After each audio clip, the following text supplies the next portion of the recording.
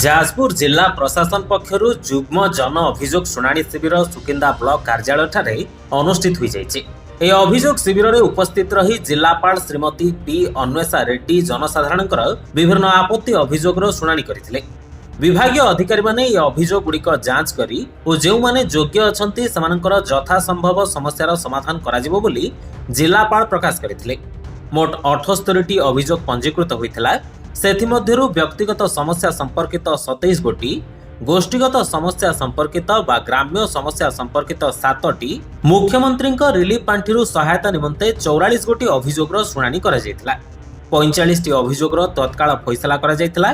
एही मिलित जन अभियोग शुणाणी शिविर रे आरक्षी अधीक्षक श्री यश प्रताप श्रीमाल, जिला परिषद मुख्य विकास अधिकारी श्री अशोक कुमार बेहुरिया, उप जिलापाल श्री अंशुमान सतपथी, गोष्ठी उन्नयन अधिकारी सुकिंदा, तहसीलदार सुकिंदा, जिला स्तरीय अधिकारी, क्षेत्रीय अधिकारी, ब्लॉक स्तरीय अधिकारी प्रमुख उपस्थित रही जनसाधारणकर आपत्ति अभियोगर शुणाणी करथिले।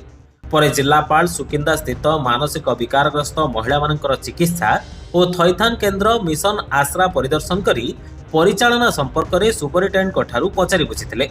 जाजपुर अभिमन्यु मिश्रଙ୍କ रिपोर्ट, लिव लाइव ओडिया।